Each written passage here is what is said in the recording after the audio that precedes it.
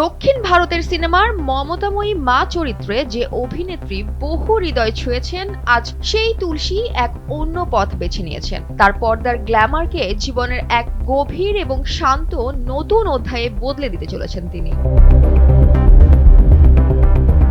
ভারতে দাপিয়ে চলা শোবিজ দুনিয়াকে বিদায় জানিয়ে তুলসী আনুষ্ঠানিকভাবে অভিনয় থেকে অবসরের ঘোষণা করেছেন। তিনি তার ইনস্টাগ্রামে জানিয়েছেন, ৩১ ডিসেম্বর শিরডি দর্শনের মাধ্যমে তিনি শান্তি অবসর নেবেন এবং নিজের জীবন উৎসর্গ করবেন সাই বাবার সেবায়।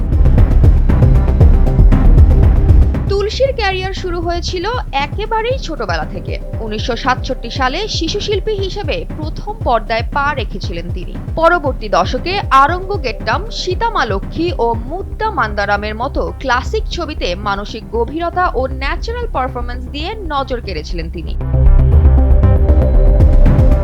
তার পরবর্তী ক্যারিয়ার ছিল মমতাপূর্ণ মা চরিত্রগুলোর, যেখানে ভারতের সুপরিচিত অভিনেতাদের সঙ্গে তিনি পর্দা ভাগ করেছেন, যেমন কামাল হাসান, রজনীকান্ত, মোহনলাল এবং আরো অনেকেই। তার কাজ শুধু জনপ্রিয় ছিল না, তিনি ভক্তদের শ্রদ্ধাও পেয়েছেন অনেক। Mohanty, Mister Perfect, Dear Comrade সহ একাধিক সফল ছবি আছে তার কাজের তালিকায়।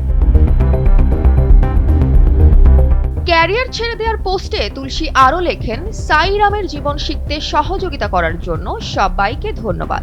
কিন্তু মজার বিষয়, পোস্টটি পরে তিনি মুছেও দিয়েছেন এবং মোছার কারণ এখনো অজানা। এই সিদ্ধান্ত তার ভক্ত ও শোবিজ দুনিয়াকে দারুণভাবে চমকে দিয়েছে। শোবিজের গুঞ্জন তো বেড়েছিলই, সেই সঙ্গে ভক্তদের মিশ্র প্রতিক্রিয়া, একদিকে শ্রদ্ধা এবং অন্যদিকে উদ্বেগ। কেউ কেউ বলছেন, তুলসীর মতো প্রতিভাধর অভিনেত্রী পুরো লাইট ক্যামেরা অ্যাকশন ছেড়ে কিভাবে এত গভীর বিশ্বাসের পথে পা ফেললেন।